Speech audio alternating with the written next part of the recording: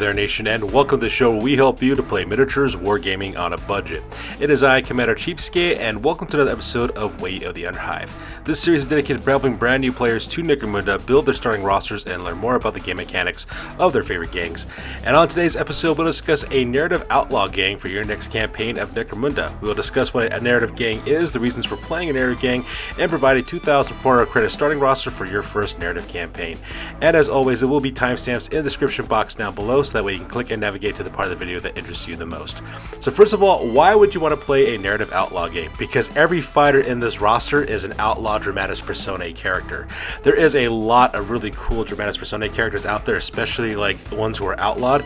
And the funny thing about that is that that's a number one complaint with a lot of players who play outlaw gangs in Necromunda, that the hired guns who are outlaws as well, because that outlaw designation means you can only hire outlaw hired guns, are not all that great. And so because of that, when I was looking at that, I thought this could actually be really cool. This could be like something like a literal Underhive's Most Wanted type gang.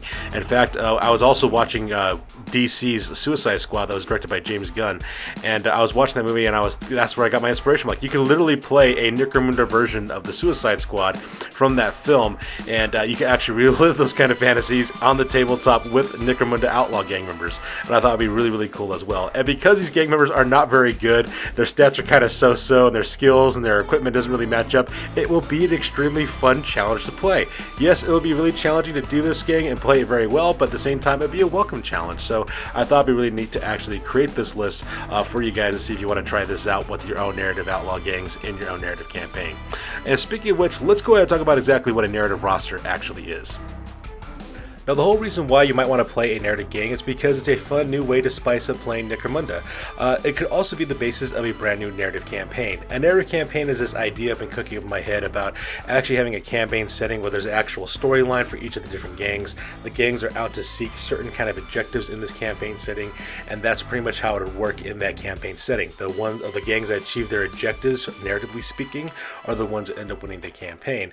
And the idea was a nice little way to explore some of the lore and the endless fluff that is usually associated with Necromunda. Like I said before, Necromunda has a very rich and in-depth campaign setting with different characters, houses, guilds, criminal organizations, different levels and different factions, all vying for control of this crazy planet. So I thought it would be really a cool idea in order to create those kind of campaigns around those little pieces of lore and have games to reflect that and to do this. The idea of a narrative campaign as well as a narrative roster is that you kind of focus more on fluff and lore rather than competitive play, and I'm going to try to design the lists around that so that way your starting roster does reflect that for the specific game that you're playing. And obviously, the biggest question should be asked, why should you play in every game? And my only answer is with another question, why not? There's a lot of cool things you can do in Necromunda and a lot of cool topics you can explore as well. This is a good way for beginners to learn how to play a game as well, and it could also be great for experienced players too, just in case you're looking for some new and interesting way to do this. Not only that, it could also be fun being an arbitrator of a narrative campaign, because you got to create a narrative story, give different objectives for your gangs to try to accomplish, and earn points that way. It's also really fun for players to kind of build a backstory of why their gang is operating the way it is and how it's supposed to operate in the campaign setting, and it's a really cool idea as well. And I suggest giving it a try. I mean, why not? You could always see something new with this game system, and that's the wonderful thing about Necromunda. There's always new and cool ways of actually playing this game as well. I will give you a warning, however, no way in shape and form should you be using a narrative list like this if your arbitrator doesn't allow it for your campaign, just because I'm not following some of the official rules for the gang rule building rules that come with the game. And at the same time, these are also not really good for tournament play, but just keep that in mind as we go forward. And obviously, the biggest question should be asked, why should you play in every game? And my only answer is with another question, why not? There's a lot of cool things you can do in Necromunda and a lot of cool topics you can explore as well.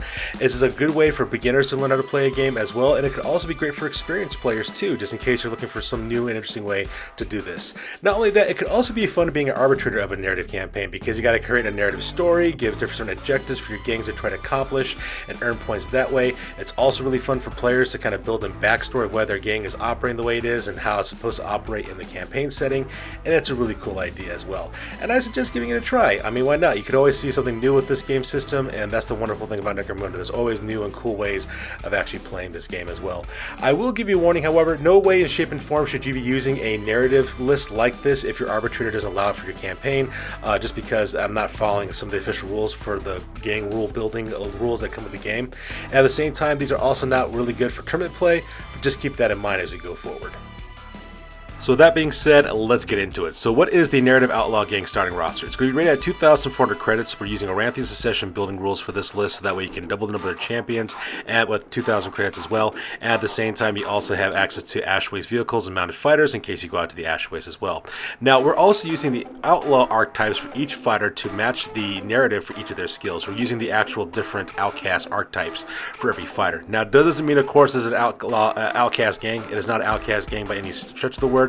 We just did that so that way you would have to know which specific primary skills and secondary skills to assign your fighters, because each one's a little bit different, and it's supposed to be able to match up the narrative background of that particular character. And like I said before, almost every single member of this group is a Dramatis Personae. All your fighters are, you only have one generic type of fighter, and that is a Scum Racer, because there is no Dramatis Personae driver right now, or vehicle crew, so that's the only generic fighter that's in this. At the same time, when you look at this list, you'll notice that all the fighters are actually included rules as written, so they're actually included raw. So they have all their base weapons, their base skills, as well as just base statistics when they actually first join up. That was the kind of the compromise I thought would be kind of interesting to make this gang a little balanced, is that aside from adding the additional skills for being an Outcast leader, an Outcast champion for your champions, that was the only thing that would be different about it, and the rest, of course, you just had to take as stock. So that's kind of like a balancing issue right there. Now, when it comes to the narrative ideas behind this gang, the way I decided to design this gang is you can play one of two ways. You can say that maybe this is a group of outlaws that have come together in order to pull off a heist or specific job, so that could actually be a actual narrative part of your campaign. You could also say that these guys are also being forced to work together, that maybe the enforcers finally caught them and now they're being sent on a suicide mission like in the Suicide Squad, and they have to forced to put in these really dangerous situations to do well for the people of High Primus, or whatever the case may be. There's 1,001 different narrative things you could do with this gang. So now that we're done talking about the overview of what this gang is about, let's go and talk about your individual fighters.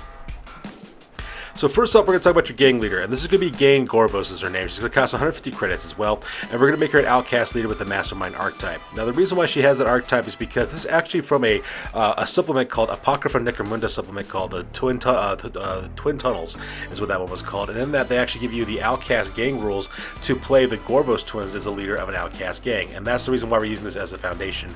So she automatically comes off as a Mastermind archetype, which actually makes sense, because seeing that she sees herself as kind of like a underworld queen pin, kind of pulling in the machinations of the political as well as the criminal factions of the area that she's in. Now, she does have mesh armor for 5 armor save, as well as an autogun, which is quite standard. Same thing with throwing knives, pretty standard. She also has a sword, which is also standard as well, and she also has access to gunk bombs. And so because of that, your gang will also have access to gunk bombs as you level up, which will be really great to slow down your enemy's movement allowance, at the same time also make them more flammable with flaming attacks. Now, she already comes with 2 skills basic. She comes with Backstab automatically, which means she gets a +1 to her strength characteristic if she hits you from behind, and she automatically comes with Nerves of Steel as well, which means she can escape pinning if she manages to pass a cool test. And because she's a Mastermind archetype, she'll automatically come with a new skill. We decided to give her the Fixer skill to represent her enterprising nature, and so that way you earn D3 times 10 credits for every battle report that she participates in that she doesn't go out of action. So that part would be kind of nice for your gang leader as well. Now, because this is a Outcast gang, your very first champion is going to be Gorvos, which is her twin brother. He's going to cost 145 credits. He's an Outcast champion who automatically comes to the Survivor archetype because of the Twin Tunnels supplement rules that basically created this character. Now, he does come with flak armor, so he's got a 6 of armor save, but he also has twin gold-plated master-crafted stub guns, which means he can pass on his cool characteristics to more impressionable members of the gang. And at the same time, you can also get one once per round. He can also re-roll his hits with those 2 stub guns as well. It is the most Gucci, blinged-out thing ever, but it fits his character. He's also packing a shotgun with solid as well as scatter ammo, so that you have that wonderful shotgun as well as a sword. He does come with the rate of blow skills automatically, so fighting actions are a simple action for him, which is kind of nice. He also has the step aside skill, which makes it a little bit easier to dodge enemy attacks per opponent that he goes up against. And because he's a survivor archetype, I thought it'd be hilarious to give this guy the fearsome skill. The reason why is because Gorvos is described as being a total fop in terms of like how people treat him. So we thought it'd be kind of funny that if people try to charge against this guy, they have to take a little power test to see if they can go up against him first. Maybe those pistols blind them and he's just too Gucci fantastic for them, or something like that. Now, your second champion is going to be Vandoth the Fallen. Now, this guy's going to cost 250 credits as well. He's going to be your Outcast champion, and he's going to take the Mutant Archetype. Now, the Mutant Archetype rules can be found in the Necromunda Apocryphal supplements. I believe it's called Spiders of the Sump, I believe is what that one is called, where you can actually give mutations as well as the mutation archetype to your fighters. This way, he can actually purchase mutations as primary skills if he wants to, in lieu of actually getting skills, which would actually match his personality. Or if you want to, he actually has access to Brawn as a primary skill. Same thing unlimited leadership, so you can actually be a backup leader if you want as well. Now he's going to come with heavy carapace armor, which would be great for him to have that armor save against blast template weapons as well as normal attack weapons, so very nice. He has a very special bolt gun as well. It does have the very same statistics as a bolt gun, but its ammo roll is actually better. It's actually a 4-up ammo roll as well. It acts more like an enforcer bolt gun, which is really nice. Now, it only comes with a fighting knife, which is kind of basic, but like I said before, as this gang develops, you can be in better equipment as you go on. He has Respirator, which is going to be great against toxic and gas attacks, because people are going to try to use that against it because of his huge size and his characteristics, as well as a Stim Slug stash in case you make him faster, stronger, and even more deadly as well. Now, he does come with a Crushing Blow skill, which means that one of his attacks in close combat will have bonuses attached to it with additional strength and damage, which is quite nice. He also has the Fearsome skill, which means that, of course, if anyone wants to charge against him, they have to pass a willpower test to do so first. He has the Hurl skill, which gives him a free attack to basically throw people around, which is all kinds of awesome. And he's also got the Spring Up skill, which means that if he does get hit, in order to escape pinning, all he has to do is pass an initiative test. And he has a pretty good initiative score too, so you'll probably be escaping pinning all the time. And because this guy is a mutant archetype, he automatically comes with a new mutation, so we're going to give him the Vast Bulk mutation, just because this character is described narratively as being extremely large, kind of like a Space Marine type of large. In fact, people think that he actually might be a rejected Space Marine of some sort. So to represent that, he gets a +1 to his wound characteristic to reflect his enormous size. And that pretty much makes up Vandoth the Fallen. And because you also have additional champions, because we're using the Amaranthine Succession rules, we're going with Thrug 12 Sparky. This is the Ogren, Slave Ogren special character. He's going to cost 320 credits. He's going to be your next champion as well. He's also got the Survivor archetype, because that's kind of like what it kind of fits his background. He's a rebel slave ogre leader, so he's always on the run. So I figure, hey, Survivor archetype kind of matches up with him pretty nicely. He does come with light carapace armor for a 4-up armor save, as well as a Last Cutter, which is a great versatile trait close combat weapon, as well as an Augmatic Fist, and he also is packing a maul too, which is kind of hilarious. He's also got photo goggles that we can see in all visibility conditions, and he comes with a Stim Slug stash, just because apparently him being as strong as he is not enough, and you always got to get more strength and speed on this character. Now he comes with the Headbutt skill, which means he gets free attack when he headbutts people. He also got the inspirational ability to help out other fighters around you who's got maybe terrible psychology stats, and many of your fighters do. He's also got the True Grit skill to make it a little bit more survivable, and we're also giving him the Nerves of Steel skill for a Survivor archetype, because your opponents are going to be shooting at this guy quite a bit. He's got a pretty decent cool score. So long as he passes cool tests, he can escape pinning. So that's really going to be helpful for you, because you want to be able to charge this guy into close combat and just wreck face every single time he does so. And that's going to be Thrug 12 Sparky. Now, your very last champion is going to be Jorth Slither, the mutated special character. It's going to cost you 115 credits. He's going to be an Outcast champion, and you're giving him the mutant archetype. Now, unfortunately, he has no mutations in his profile. In fact, nothing about his mutations are included in his profile. I'm not sure if it was actually a oversight mistake, or maybe they just didn't think this guy was going to be a mutant, or whatever the case may be. But whatever the case, his backstory and his stats are not reflective of it. But we're going to fix that, because we're going to make him a mutant archetype. Now, he automatically comes with auto pistol, throwing knives, as well as a shock baton. He's also got filter plugs, which is a one-time use respirator. He's also got low sticks in order to give his psychology stats over to the more impressionable members of the gang as well. He automatically comes with a backstab skill, which means he gets additional +1 to his strength when he hits you from behind, as well as True Grit to make it a little more survivable. And to match his overall story, we gave him the Tentacles special abilities. That way he can also parry attacks, also get rerolls on initiative in case he falls, things of that nature as well. And that makes up Jorth Slither, who's going to be the very last of your mutant archetypes. Alright, so let's go ahead and talk about your fighters. In this case, we're going to start off with Queen Lorsha. She's actually one of the Outlaw Hive Scum. She's actually one of your fighters. She's got the Survivor archetype for her. She's got a Bone Scepter, which is a decent versatile range attack, as well as a Flintsing Knife in close combat, so she's going to be able to cause problems that way. She does have Bloodlust, which is going to help her out in close combat, as well as the Step Aside skill in order to dodge attacks, and she also has a Disturbing Aura ability, which means that your opponents will need to pass a willpower test before they can actually charge her in close combat. And she's actually one of your gang fighters. You can actually develop this fighter with have better weapons and equipment as time goes on, maybe some better armor, but you know, she's pretty basic for what you can do. Up next is Cyrena Scars. It costs you 105 credits, and you're going to make her the weird archetype because she is an unsanctioned psyker. Now, she is a pretty decent, just kind of basic psyker, all things considered, but, you know, there's not very many outlaw psychers out there that we could actually include in this gang, so that's the reason why we're including her, so that we do have some psychic abilities. She comes with flak armor, which is a 6-up armor save, as well as a knife, which is, okay, nothing that great. She does have the Unsanctioned Psyker skill, which means your opponents do get a bonus for taking her out of action or capturing her, and she automatically comes with a second power called Psychic Shockwave, which is actually a very unique power given to her, which is actually quite powerful. Obviously, as the campaign develops, what you want to increase for this character is getting some better weapons in order to protect herself, and obviously give her more psychic abilities so that way she can be even deadlier. I would suggest going with probably like a telekinetic type of build for this character so that way she can maneuver around the battlefield, but like I said, it can match whatever playstyle works for you the best.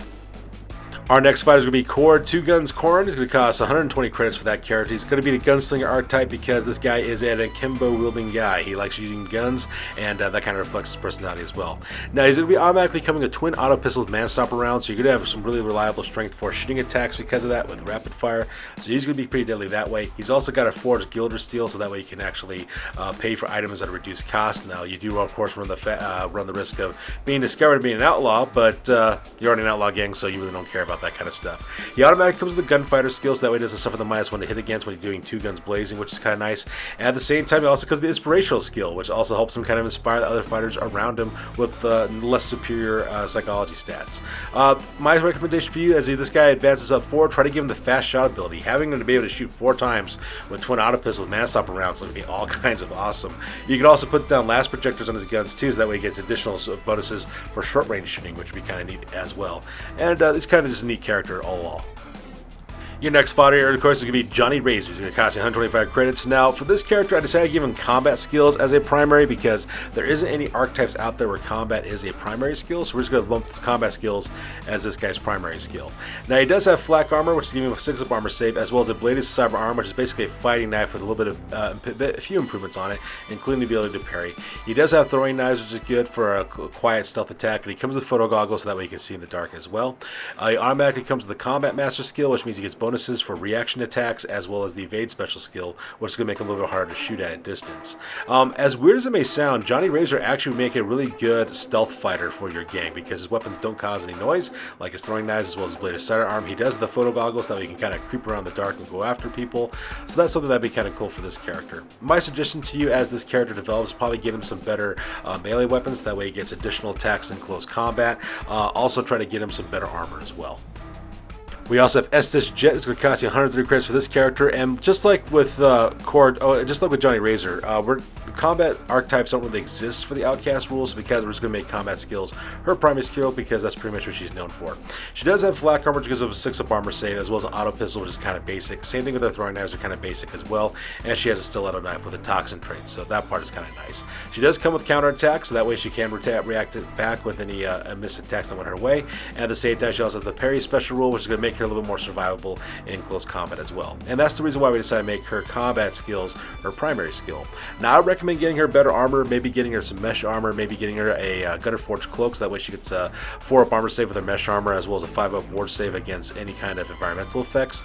That would be kind of nice. You might be able to get her like some man-stopper rounds for auto pistol, maybe some grenades. There's a lot of things you can do with this character to make her a little bit more powerful. And finally, your last fighter in your gang is going to be the Abomination of Bad Zone 12, which is the Dramatis Personae Hive skill that costs 280 credits. It's a giant mutant monster, so because of that, it's going to get the mutant archetype, because all you're going to do is give it mutations as it levels up. It automatically comes with Carapace armor for a 4-up armor save. It gets some bonuses against blast attacks. It has ferocious jaws, as well as claws, tentacles, and other strange appendages, which are quite deadly weapons as well. It automatically comes with the Fearsome skill, so that way your opponents do have to take a willpower test in order to charge this thing in close combat. It's got True Grit, as well as Unstoppable, so that way it can shrug off flesh wounds a little bit more survivable. And it also has the Mindless Beast special rule, which basically means it automatically passes cool and willpower tests and automatically fail intelligence as well as leadership tests. So hopefully you don't have this kind of test too much for the Abomination of Bad Zone 12. So this thing is actually quite good. It's a curb stomper that just goes through people like it's nobody's business. Plus, you can also see this like being used like in Suicide Squad. If I remember correctly, they have that shark god Nanaway, played by Sylvester Stallone. So think of this as your Nanaway. He's like your giant mutant monster. And the last part we're going to have, of course, is a Scum Racer. He's going to cost you 460 credits. He's going to be driving a rock grinder truck with twin-linked autocannons, because those things are the pwn, as well as a weapon stash, just in case you've run out of ammo for your twin-linked autocannon. And it's got a blade of armor, so that way, if the first non-glancing hit this vehicle takes, it could actually save your vehicle's body. Same thing with escape hatches for your crew. We also got tire claws for better handling at +1 handling. It's also got a redundant drive system, so that way it can take care of any non-glancing hits to your drive system, as well as an engine shell to do do exactly the same thing for your engine. Now, it does have a natural burner because a Rock Rider truck is kind of small, slow in that sense, so you get +1 to your movement. And it's also got flare launchers, so that way you can also fire luminary flares, so that way if you're fighting in pitch black conditions, you can see better as well. And because we have 100 credits left over, we decided to purchase 2 Waster's Dirt Bike that you can put directly in the stash. That way, if you ever go out the Ash Waste, you give those vehicles to anybody who might need it, for whatever way you want to play with your gang. And that pretty much makes up the Narrative Outlaw gang for your games of Necromunda. So in conclusion, building a narrative list is a fun and unique idea to try out new lists, different dramatis personae that you might not usually have access to, as well as setting up new challenges for yourself, as well as for your campaign as well. And like I said before in the introduction, in no way is this official at all, so I wouldn't recommend you taking these to any kind of official tournaments or any organized tournament play as well. Same thing with your arbitrator. Also double check your arbitrator to see if they'll be okay with you actually making a gang list like this. And ask your arbitrator if you would like to do a narrative style campaign. It could be something really cool. It could be something really cool to try out in your gaming groups and to try out new campaigns, so give it a try. And if you do decide to play this way, please let me know down the comments box down below. I'd love to hear some of the comments and feedback you guys have about using the different lists I create, as well as some future other campaign ideas that I have coming down the pike. And of course, I'll bring up more videos about this topic as time goes on. And as always, recommendations for any narrative list will be welcomed. I'm actually planning on making a narrative list for pretty much every single faction in Necromunda, so I do have my work cut out for me, and I'll be uploading those videos on a regular basis, so keep an eye out for that to make sure you catch it and learn the newest and latest narrative lists for whatever particular faction you would like to play. So that's good for this week, guys. As always, please feel free to like, comment, and or subscribe. Your guys' input is invaluable to us as always. Also check us out on Facebook, Instagram, as well as blogger.com for all the latest greatest hobby news related to this channel. That's good for this video, guys. We will catch you guys in the next one. Peace out and stay classy.